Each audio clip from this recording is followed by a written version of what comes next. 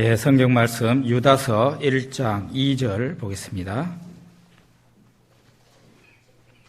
1장 2절 한 절만 보겠습니다.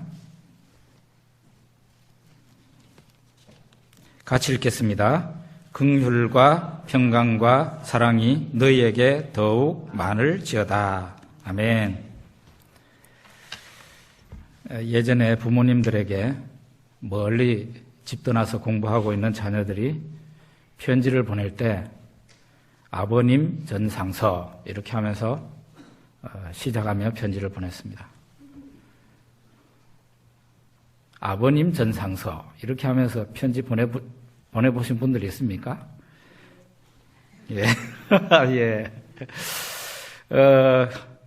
아버님 전상서 하고 난 뒤에는 계절 얘기를 조금 하다가 부모님 옥체만강하오시며 이렇게 또 얘기도 합니다.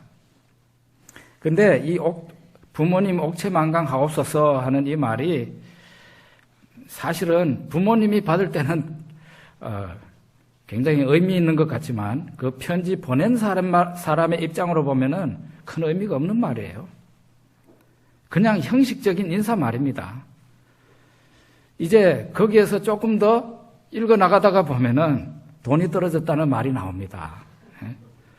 편지에서 진짜 하고 싶은 말은 옥체만강하오시며 그게 아니고 돈 떨어졌습니다. 돈 좀 보내주십시오 하는 그겁니다. 이와 같이 편지에 있어서 인사말은 큰 의미가 없습니다. 오늘 이 유다서도 사실은 유다가 보내는 편지거든요. 편지인데 1절과 2절이 편지의 인사말입니다. 누구가 보내는지 얘기하고 있고 수신자를 얘기하고 있고 그 다음에 간단한 오늘 말 여기에 긍휼과 평강과 사랑이 너에게 많을지어다 이렇게 얘기하고 있습니다. 그러면은 다른 편지와 마찬가지로 이 편지도 인사말이 큰 의미가 없겠네라고 생각하면 착각이겠죠? 그렇지 않습니다. 성경에 나와 있는 이 인사말은 지금 여기에 있는 이 세 가지 인사말은 유다가 처음부터 끝까지 시종 일관 이 내용을 가지고 얘기를 하고 있어요. 그렇기 때문에 이게 다른 편지처럼 그냥 형식적인 인사말이다 이렇게 생각하면 곤란합니다. 긍휼과 평강과 사랑이라는 말이 이 편지 내용 전체를 다 지배하고 있다는 거죠. 근데 여기에 보면은 긍휼과 평강과 사랑이 너에게 더욱 많을지어다라고 얘기를 합니다. 이게 무슨 형입니까? 문법으로? 명령이죠, 명령입니다. 근데 여러분들이 성경 다른 번역을 보게 되면은 이렇게 번역이 된 번역이 대부분이에요. 긍휼과 평강과 사랑이 너에게 많기를 기도하노라. 이런 식으로 번역된 게 더 많습니다. 여러분들이 또 우리 교회에서 예배를 드리면은 예배가 끝날 때 축도가 저는 우리 교단에서는 대체로 성부, 성자, 성령의 이름으로 축도하면서 함께 있을지어다 이렇게 얘기를 합니다. 그런데 아마도 더 많은 교회는 있기를 축원하옵나이다 이렇게 기도형으로 합니다. 어느 게 더 맞겠습니까? 그거는 어느 게 더 맞다고 할 수가 없어요. 성경 원어를 보면은 명령형으로도 얘기할 수도 있고 기도형으로 얘기할 수도 있어요. 그러니까 오늘 이 말씀을 있을지어다가 아니고 이렇게도 가능해요. 긍휼과 평강과 사랑이 너에게 더욱 많기를 기도하노라. 이것도 번역이 가능해요. 여러분들이 원하는 대로 하시되 축도는 의미가 다르다고 생각하고 있습니다. 예를 들면 우리 교단의 주장은 그렇습니다. 축도는 선포이지 선포라는 거예요. 선포. 그래서 명령형을 쓰는 것입니다. 이거는 축원 형태가 아니라 선포의 형태로 그렇게 생각하고 우리 교단에서는 공식적으로 명령형을 쓰고 있어요. 자, 그러면은 긍휼과 평강과 사랑이라는 이 세 가지를 한번 생각해 봅시다. 긍휼이 너희들에게 더욱 많을지어다 이렇게 얘기하고 있어요. 긍휼이라는 것은 불쌍히 여기고 동정하는 것입니다. 그런데 우리가 지난번에도 쭉 얘기를 한 것처럼 아무에게나 하나님이 긍휼을 베푸시는 그런 하나님의 일반적인 긍휼을 얘기하는 게 아니고 언약적인 성격을 가지고 있습니다. 언약적인 성격을 가지고 있다는 것은 하나님과 부자관계, 하나님과 아버지와 자녀의 관계가 성립이 되어 있는 사람들에게 하나님께서 주시는 긍휼을 의미하는 것입니다. 하나님이 부르신 사람들, 효과적으로 부르신 그 사람들, 이미 하나님 앞에 돌아와서 하나님의 자녀로서 살아가고 있는 그 사람들에게 이 편지를 썼고 그 사람들에게 하나님의 긍휼이 더욱 풍성할지어다 이렇게 말하고 있는 겁니다. 호세아서를 보면은 하나님의 긍휼과 사랑이 잘 나타나 있습니다. 호세아 선지자는 하나님의 명령을 어느 날 받습니다. 명령이 뭡니까? 유명한 율랑녀 고멜이라는 여자한테 가가지고 청혼을 해라 이렇게 얘기를 합니다. 그렇게 해서 고멜을 아내로 맞이합니다. 이 정도 되면은 고멜은 자기가 옛날 율랑녀라 할지라도 지금은 삶을 청산하고 남편 귀한 줄 알고 남편을 사랑하고 이렇게 했으면 좋겠는데, 가정을 지켰으면 좋겠는데, 아이를 낳고 난 뒤에 다른 남자가 좋아서 옛날 바람이 도져가지고 다른 남자를 그냥 따라서 가버렸습니다. 이것은 바로 그 당시 이스라엘 민족, 이스라엘 백성들이 하나님 앞에 그런 짓을 하고 있다는 것을 보여주는 것입니다. 이렇게 타락하고 떠나버린 그 여자를 하나님께서는 다시 명령하셔서 너 옛날 아내 그 고멜이를 다시 찾아오너라. 거기 보면은 값을 지불하고 또 찾아와야 돼요. 이스라엘 사람들은 결혼할 때 결혼 그 지참금을 줘야 되는데 지참금이 없어서 결혼을 못한 사람도 많았어요. 네, 결혼을 못한 사람도 많았어요. 그 다시 돈을 주고 그 여자를 사와야 돼. 이미 다른 이 남자에게서 해방이 됐고 다른 남자한테 가 있는 상황이거든요.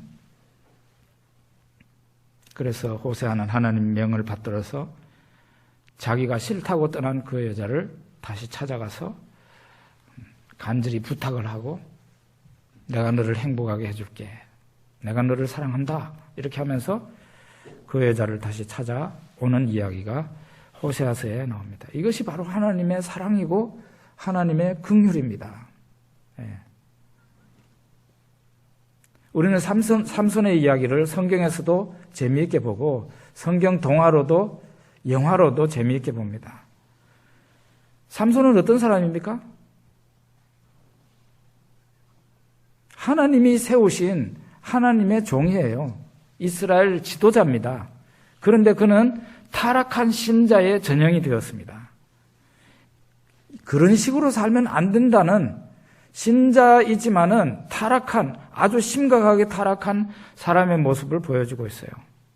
그런데 이 형편없는 삼손에게 우리가 정말 이해할 수 없는 것은 대단한 능력을 주셔서 그 삼손이 대단한 능력을 행했다는 것이에요. 여러분, 하나님이 삼손에게 능력을 주신 게 삼손에게서 하나님의 능력이 떠나지 않은 게 무엇 때문입니까? 무엇 때문에 삼손에게서 능력이 안 떠났어요? 머리카락 때문입니까? 그걸 그렇게 생각할 수 있어요. 삼손도 그렇게 생각했을 수 있고 또 삼손 주변에 있는 사람들도 그렇게 생각할 수 있어요.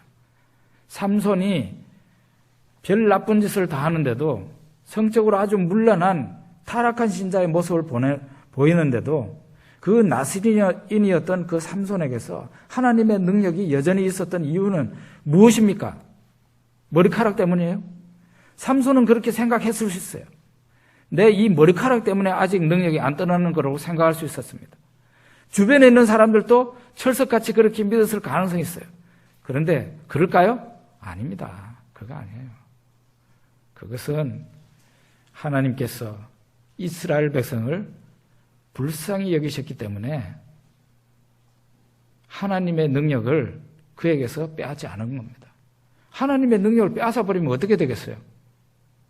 이스라엘 백성들은 안 그래도 힘이 없어서 고생하고 이방 민족에게서 막 짓밟힘을 당하고 눈물 흘리고 비참하게 인생을 살아가고 있는데 그 짓밟히는 그 이스라엘 사람들을 누구가 구해주냐 이 말이에요.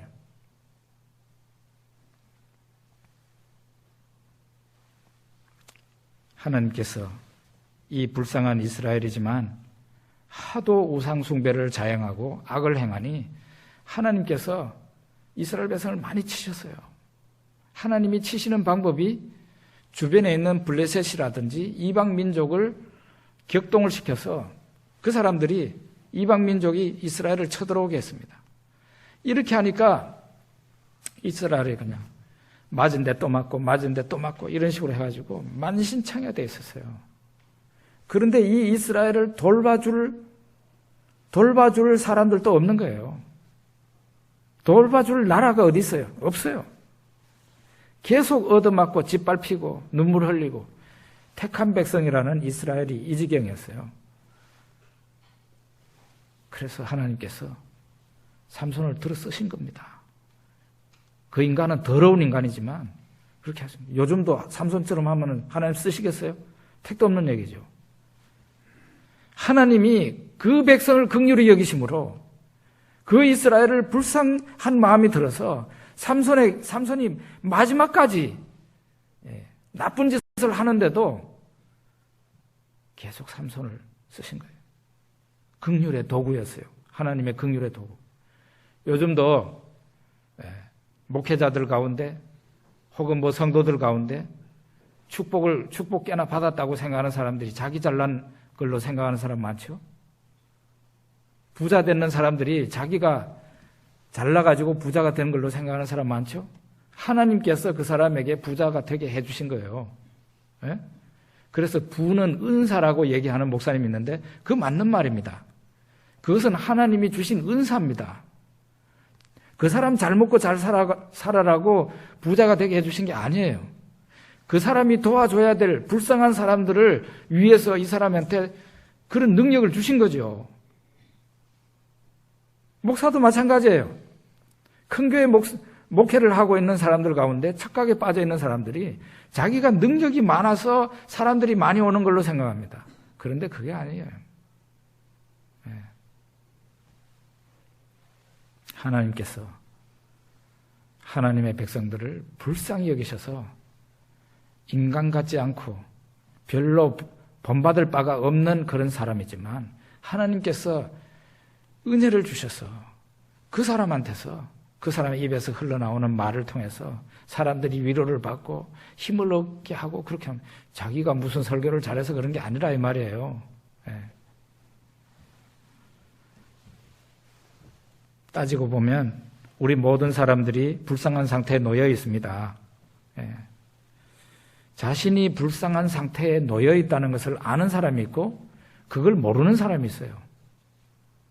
진짜 불쌍한 존재인데 자기 자신이 불쌍한 존재인데 그걸 내가 정말 불쌍한 존재구나 하는 것을 아는 사람이 있고 내가 뭐가 불쌍해 이렇게 생각하는 사람이 있어요.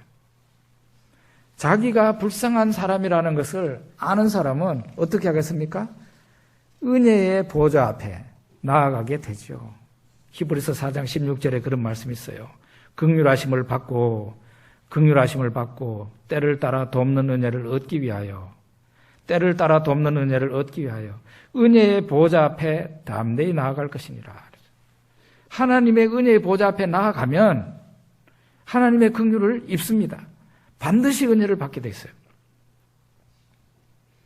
그래서 기도는 한 번 하는 것보다 또 한 번 하는 사람이 더 많은 은혜를 받게 돼 있어요. 한 번 더 추구하는 사람은 그 은혜, 하나님이 받으실 은혜가 한 번 더 있다 이 말이에요. 그런데 우리는 왜 그렇게 기도하기를 힘들어할까요?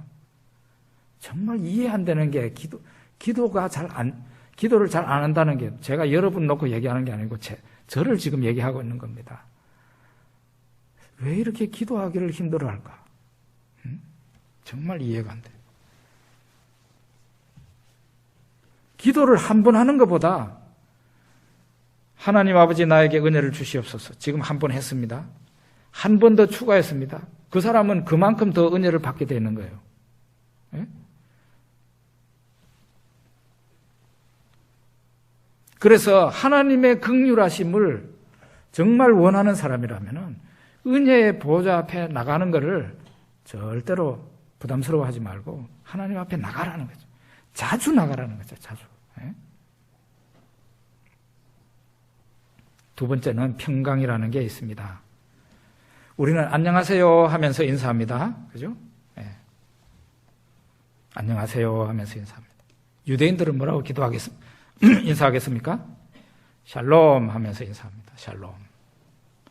중국 사람들은 뭐라고 인사할까요? 중국 사람은요, 생각보다 서양 사람하고 똑같아요. 생긴 모양은 우리하고 비슷하게 생겼는데 말이나 행동이 서양을 참 많이 닮았어요. 그러면은 미국 사람들은 뭐라고 인사합니까? 아침 인사? 굿모닝 그러죠? 중국 인사는 어떻게 했습니까? 짜오상하오. 그거 역시 좋은 아침, 좋은 아침이에요. 그러면 오후에 인사, 중국 사람들은 어떻게 인사하겠습니까? 영어를 생각하면 그대로 나와요. 시아우하오, 굿애프터눈 이렇게 합니다. 정말 똑같죠? 근데 예수님 믿는 사람들이 이렇게 모임을 가졌을 때 인사하는 게 있습니다. 그 인사가 디시웅지메이 주네이 핑안 이렇게 합니다. 주네이 핑안, 주 안에서 평안하십시오. 평안이라는 말을 붙입니다. 그러니까 샬롬이 중국어로는 평안으로 번역이 되어 있는 겁니다. 그런데 우리말 안녕하세요, 이게 안녕이라는 건 무슨 뜻이죠? 평안할 안, 평안할 영입니다. 평안입니다. 평안. 그렇게 생각하면은 그 샬롬이라는 그 말이 우리말로 제대로 번역이 된 것 같지 않아요? 예, 우리는 모르고 안녕하세요라고 이렇게 했었지만 사실은 샬롬이라는 말이 한국어로 번역이 된 게 안녕 이렇게 번역이 됐다. 그렇게 말을 할 수도 있을 것 같습니다. 근데 이 샬롬이라는 말, 이 평강이라는 말이 히브리어 샬롬을 번역을 한 거거든요. 샬롬이라는 말은 유대인들의 하는 인사이기도 하지만 이 샬롬 속에는 몇 가지 뜻이 있어요. 첫째로는 평화라는 의미가 있습니다. 평화. 평화는 뭡니까? 싸움과 분쟁이 없는 상태. 여러분, 내가 평안하려면은 싸움과 분쟁이 없어야 돼요. 그렇죠? 네. 싸움과 분쟁이 있는 곳에는 평안이 없습니다. 네. 가정이 아무리 잘 먹고 잘 살아도 부부 간에, 부모 자식 간에 늘 싸운다. 그러면은 평안이 없는 거예요. 샬롬이 없는 거예요. 두 번째로는 평강이라는 뜻이 있습니다. 이 평강은 마음의 평화입니다. 마음의 평화. 네. 샬롬이 있는 사람에게는 반드시 그 마음이 평안하게 돼 있어요. 마음이 평안하게 돼 있다는 거예요. 하나님의 샬롬의 축복을 받으면. 세 번째로는 정의를 의미합니다. 정의. 이것은 잘 이해하기 힘들겠죠?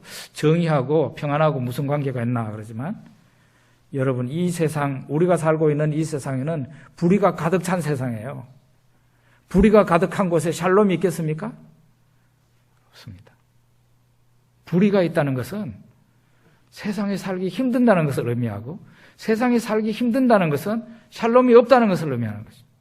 그래서 정의가 강같이 흘러야 샬롬이 우리 사회에 충만하게 되는 것입니다.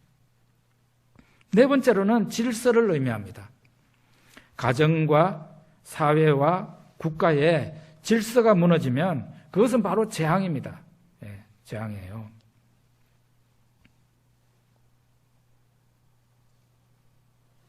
질서가 그러면 완전히 잡힌 곳은 어디입니까?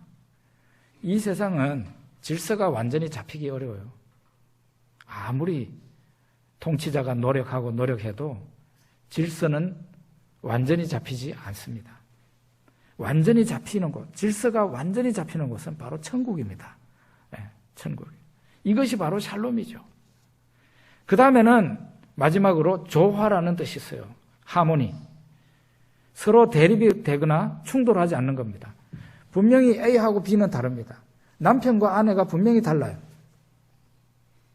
성격도 다르고 출신 배경도 다르고 성이 다릅니다. 부모님도 다르고 모든 게 다 다릅니다. 그런데 이 부부에게 샬롬이 임하면 그 다른 것이 절묘하게 섞여져서 조화를 이룹니다. 조화를 이룹니다. 그게 바로 샬롬이에요. 조화를 이루는 것. 교회 내에 똑같은 사람들만 모여 있는 게 아니라 정말로 교회야말로 다양한 사람들이 모이는 곳이에요. 교회는 선교단체하고 다릅니다. 어떤 저하고 친한 선교단체 회원이 저한테 그런 말 예전에 얘기합니다. 저한테 그런 얘기예요. 정 목사님, 나는 세상에 있는 모든 교회가 땡땡땡 선교회 같으면 좋겠어요. 이렇게 얘기를 하더라고요. 제가 그 말을 듣고 그러면 큰일 나죠 하고 얘기를 했어요. 제가 물었어요. 이 선교회 어린애기 받아줍니까? 안 받아주잖아. 나이 많은 사람 받아줍니까? 안 받아주잖아. 이 선교회의 정책과 맞아 들어가는 사람만 받아주지 안 그러면 안 받아주잖아요. 교회는 그렇지 않습니다. 교회는 그렇지 않아요. 아무리 큰 죄인이라도 회개합니다 하면은 용서해 주는 데가 교회입니다. 심지어는 2단이 아니라 3단, 4단이라 하더라도 그 사람이 여기 와가지고 혹은 다른 교회 와서 내가 어제까지 이렇게 2단을 추종하고 따랐지만은 내가 정말 그것이 잘못된 줄 알고 회개합니다. 그러면 그 사람을 용서해 줍니다. 그게 바로 교회예요. 교회 일원으로 받아들여요. 세상에 어느 데가 교회와 같은 데가 어디가 있겠어요. 그래서 교회를 못 들어오게 막는 것은 그건 있을 수가 없는 거예요. 모든 교회는 들어갈 수가 있어요. 하나님의 교회라면. 그리고 그 성도를 아무리 골치 아픈 성도라도 쫓아내면 안 돼요. 아무리 골치 아픈 성도라도 아무리 심지어는 상처를 주고 돌아다니는 성도라 하더라도 그 사람을 쫓아낼 수가 없습니다. 그게 바로 교회입니다. 샬롬이 그래서 완전히 이루어지는 곳은 지상이 아니고 천국입니다. 그래서 유대인들이 샬롬, 예수님도 부활하셔서 제자들 처음 만났을 때 샬롬 하면서 평강이 너희에게 있을지어다. 우리말로는 이렇게 번역이 됐는데 샬롬 하고 예수님이 인사를 하신 겁니다. 그것은 무슨 뜻이겠습니까? 샬롬이라고 인사를 하면은 당신의 삶이 천국같이 되기를 이렇게 얘기한다고 볼 수가 있겠습니다. 이 세상에서 항상 샬롬이라는 것은 있다가도 깨질 수 있어요. 우리 예수 믿는 사람들에게 샬롬이 있는데 이 샬롬은 지상에서는 항상 흔들립니다. 항상 흔들려요. 예수님과 제자들이 배 타고 갈릴리 건너편으로 갈 때 바다에 큰 풍랑이 일어나서 배가 뒤집힐 정도였었잖아요. 예수님이 계시는데도 샬롬을 위협하는 바람과 풍랑이 있었습니다. 우리에게 병이 또한 우리의 샬롬을 위협합니다. 우리의 사업의 실패, 직장, 자녀들 문제, 부부간의 성격 차이 이런 것이 전부 샬롬을 빼앗아가려고 하는 그런 요소들이에요. 그러면은 이 샬롬을 잘 지키기 위해서 하나님이 주시는 그 샬롬을 풍성하게 누리기 위해서 어떻게 해야 되겠습니까? 여러 가지 방법이 있지만 성경을 열심히 읽고 이 성경에서 뭘 말하는지 그거를 배워야 돼요.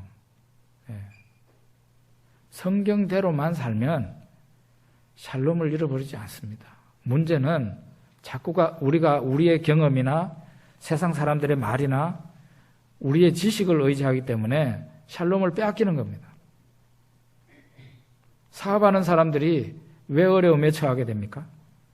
성경 말씀대로 시키는 대로 잘 하면은 크게 망할 일 없이 잘 할 수 있을 텐데 자기가 과욕을 부려서 욕심을 너무 많이 해서 자기 있는 돈 없는 돈 다 끌어쓰고 이웃 사람들의 돈까지 다 빌려가지고 해가지고 나중에 망하고 그러잖아요. 자기만 망하는 게 아니라 다른 사람도 망하고 말이에요. 이렇게 하니 샬롬이 있겠습니까? 그러니까 하나님 말씀이 어떠한지를 잘 연구해야 돼요. 두 번째로 중요한 것은 기도입니다. 역시 기도. 기도할 때에 샬롬을 경험해요. 빌립보서 4장 6절 말씀이 있습니다. 아무것도 염려하지 말고, 아무것도 염려하지 말래요. 다만 모든 일에 기도와 간구로 너희 구할 것을 감사함으로 하나님께 아뢰라. 그리하면 모든 지각에 뛰어난 하나님의 평강이 그리스도 예수 안에서 너희 마음과 생각을 지키시라. 아무것도 염려하지 말고, 염려 근심이 있거든 기도하라는 것입니다. 기도할 때 감사함으로 기도를 하래요. 왜 감사하면서 기도해야 됩니까? 하나님이 들어주실 것이기 때문에. 내가 기도하면 하나님이 들으세요. 그러니까 감사함으로 기도하라는 거예요. 그렇게 기도하면 모든 지각에 뛰어난 하나님의 평강이, 하나님의 샬롬이 그 기도하는 자에게 임한다는 것이에요. 여러분 얼마나 많은 일로 근심 걱정합니까? 기도해 보셨습니까? 목사님 나는 기도했는데 샬롬 안 오던데요. 조금 더 기도해 보십시오. 충분히 기도하십시오. 충분히. 예. 저는 그런 거 다 경험한 사람이에요. 제 몸에 암이 붙어 있는데도, 암 때문에 언제 죽을지 모르는 그런 상황인데도, 그 초신자 시절에도 정말 내가 힘을 다해서 기도를 해서 30분, 1시간, 그 짧은 시간인데도 내 마음을 다해서 기도를 했더니 하나님께서 주시는 평안이 있더라고요. 그래서 암이 겁이 안 나던데요. 여러분들이 어려움이 있다면, 근심 걱정이 있다면 기도에 무릎을 꿇으십시오. 기도하면 반드시 평안이 오게 돼 있어요. 나는 평안이 잘 안 오던데. 그러면 기도를 좀 더 하십시오. 반드시 하나님께서 주시게 돼 있어요. 저는 죄를 저지르고 제 마음이 힘들 때가 있었습니다. 그때도 역시 샬롬이 없게 되죠. 죄 지은 사람한테 샬롬이 있겠어요? 평강이 있겠어요? 택도 없죠. 그런데 그때에도 하나님 앞에 충분히 회개하면 강 같은 평안이 마음속에 들어와요. 그건 뭡니까? 하나님께서 너의 죄를 사하노라 하는 거죠. 그렇게 마치 내한테 음성으로는 들려주시지 않아도 성령으로 우리에게 기도 응답을 주시는 거예요. 근심 걱정 없는 사람 어디 있어요? 자식 걱정 많이 하죠? 그 걱정하시면 기도를 하시라니까. 걱정만 하고 나중에 너무 걱정이 되니까 잠도 안 오고 이런. 걱정하지 말고 기도하면 기도가 제일 좋은 약입니다. 제가 경험해 보니까 그렇더라고요.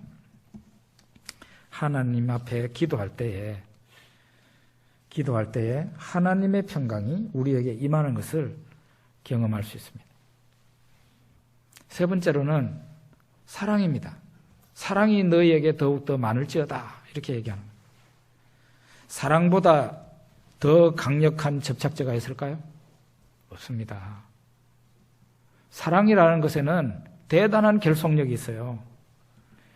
분열과 갈등으로 찢어진 가정이라 할지라도 사랑이 들어가면은 그 가정이 다시 결속될 수 있습니다.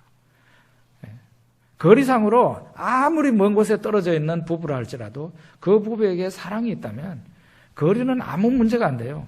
오히려 떨어져 있는 곳이 멀면 멀수록 사랑은 더 간절해지고 결속력은 더 강해집니다. 이게 바로 사랑이죠. 사랑이 있으면은 그 어떤 존재도 그 사랑으로 말미암아 이루어진 그 결속을 깨트릴 수 없어요. 깨트릴 수 없어요. 신구약 성경은 바로 하나님의 사랑의 이야기입니다. 하나님께서 예수님이 오시기 전에는 선지자들을 보내서 내가 너희를 사랑하노라 하는 것이죠. 그래도 하도 안 받아들이니까 하나님께서 마지막으로 하나님의 아들을 보내서 사랑의 메시지를 우리에게 전하셨어요. 이게 바로 성경 이야기입니다. 우리는 하나님께로부터 오는 그 사랑을 받아들여야 돼요. 구원에 대해서 막 이런 말 하고 저런 말 하고 그러는데 예수님을 받아들이지 않는 사람들은 어떤 사람들인가 하면 하나님의 사랑을 안 받아들이는 사람들이에요. 다른 말로 하면 그거예요.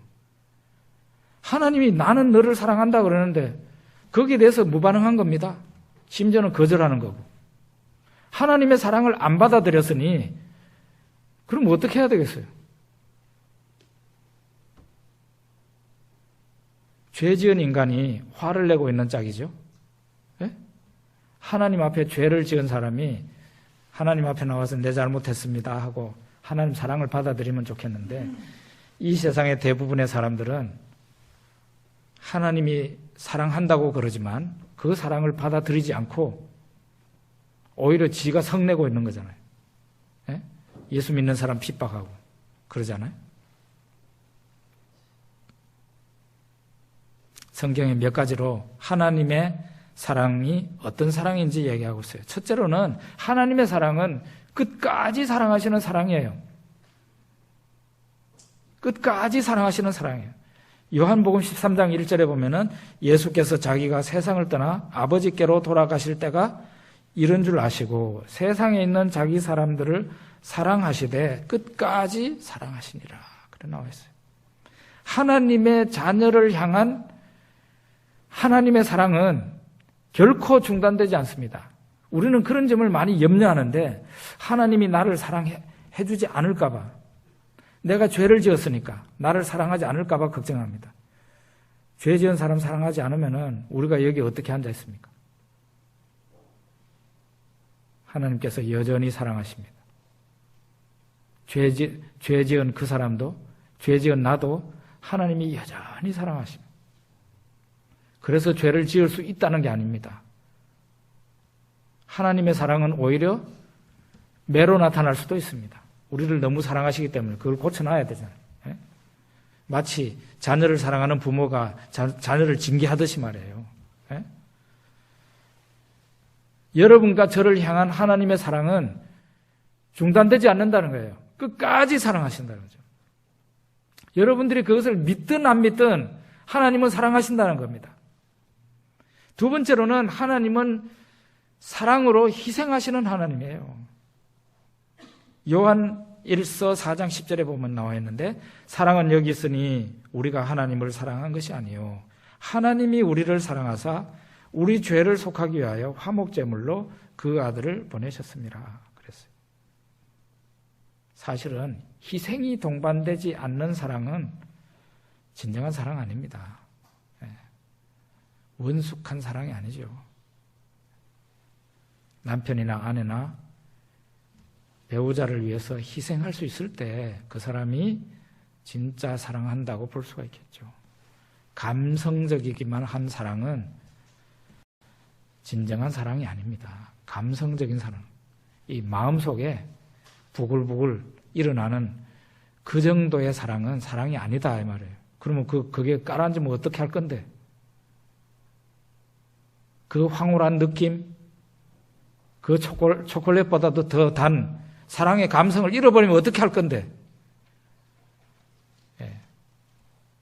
희생이 동반하지 않으면 그 사람은 진정한 사랑을 가졌다고 말하기입니다. 그래서 감성뿐인 사랑은 사랑이 아닌 거예요. 그 다음에는 하나님의 사랑은 아주 강력합니다. 출애굽기 20장 5, 6절에 보면은 10계명의 제2계명이 나옵니다. 제2계명에 보면 너의 하나님 여호와는 질투하는 하나님인즉 나를 미워하는 자의 죄를 갚되 아버지로부터 아들에게로 3, 4대까지 이르게 하거니와 나를 사랑하고 내 계명을 지키는 자에게는 1000대까지 은혜를 베푼다. 하나님은 하나님을 미워하는 사람의 죄를 갚는다. 하나님을 미워하는 사람의 죄. 그건 뭡니까?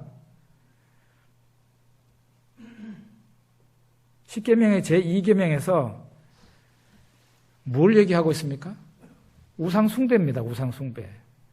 우상숭배를 하는 사람을 하나님께서는 하나님을 미워하는 사람이라고 얘기하고 있는 거예요. 지금 우리 한국교회가 점점 다른 종교에 대해서 관용하는 식으로 가는데요. 사람은 종교에 대해서 관용하지만 다른 어떤 것보다도 종교에는 관용해요, 사람들이. 그런데 하나님은 종교에 있어서 가장 엄격하신 분이에요. 그걸 알아야 됩니다.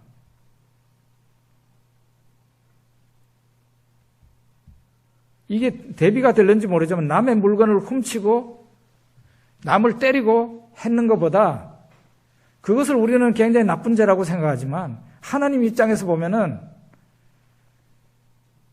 하나님 아닌 다른 신을 섬기고 그 우상을 갖다가 섬기는 그 사람이 가장 미운 사람이고 가장 분노하는 할 수밖에 없는 사람이에요. 그래서 우상 숭배라는 것은 하나님을 미워하는 행위라고 말씀하시는 거예요. 그런 사람에게는 3, 4대까지 하나님께서 그 죄를 갚는다 그랬어요. 그리고 하나님을 사랑하는 사람에게는 어떻게 하느냐? 하나님을 사랑하는 건 뭐예요? 우상 숭배를 철저히 금하고 오직 하나님만을 극진히 사랑하고 섬기는 겁니다. 그 사람에게는 그 사람뿐만 아니라 1000대까지 은혜를 베풀어 준다. 그렇게 얘기하고 있어요. 이게 바로 하나님 사랑의 강력함입니다. 하나님의 사랑을 이해를 해야 됩니다. 하나님은 너무나 우리를 강력하게 사랑하기 때문에 질투심까지도 쉽게 느끼시는 분이에요. 질투를 느끼시는 분이에요. 여러분은 그런 걸 느껴보셨습니까? 하나님보다 더 좋아하고 섬기는 무엇이 있을 때 하나님의 백성이라는 사람이, 하나님의 자녀라는 사람이 하나님을 사랑하는 것보다 다른 더 어떤 것, 그것은 우상이 될 수도 있고 마태복음 6장에 보면은 재물이 될 수도 있습니다. 그건 어떤 사람이 될 수도 있습니다. 어떤 일이 될 수도 있습니다. 심지어는 목사가 교회 일을 하는 것을, 목회하는 것을 하나님보다 더 사랑할 수도 있습니다. 저는 그럴 수 있다고 생각해요. 제가 그 경계선에 있어 본 사람이기 때문에. 일과 사람을 하나님보다 더 좋아하고 사랑하면 그것은 바로 하나님의 질투심을 유발시키는 행동이에요. 하나님의 사랑은 매우 강력해요. 한 번 사랑하기로 작정한 그 사람은 그래서 하나님처럼, 그 사람도 하나님처럼 강력하게 하나님 앞에 사랑을 고백하고 보조를 맞춰야 돼요. 보조를 맞춰야 돼요. 하나님은 그 사람을 열렬히 사랑하는데 그 사람은 항상 흐느적거리기만 한다. 그러면은 하나님이 기뻐하시지 않죠. 보조를 맞춰야죠. 여러분과 저는 이 하나님의 사랑의 대상이 되었습니다. 여러분과 저는 하나님의 사랑의 대상이 되었어요. 뭘 보면 알 수 있습니까? 여러분과 제가 예수님을 믿게 됐잖아요. 여러분과 저는 하나님의 사랑을 받고 하나님의 은혜를 받아서 변화가 되었습니다. 그래서 예수님을 믿고 있잖아요, 지금. 이게 바로 하나님의 사랑을 받은 증거예요. 네? 그렇다면 하나님의 사랑을 뜨겁게 받아들이고 우리도 거기에 대해서 반응을 할 수 있어요. 하나님이 미워한다는 것은 절대로 우리가 해서는 안 돼요. 그게 어떤 결과를 내한테 준다고 할지라도 할 수가 없는 겁니다. 오늘 이 말씀, 긍휼과 평강과 사랑이 이미 우리에게 예수 안에서 온 것입니다. 그런데 여기에서 뭐라고 하냐면 더 풍성하기를 그렇게 풍성해야 된다는 것이죠. 여러분과 제가 풍성한 주의 긍휼, 주의 평강, 주의 사랑을 경험하길 바랍니다. 기도하겠습니다.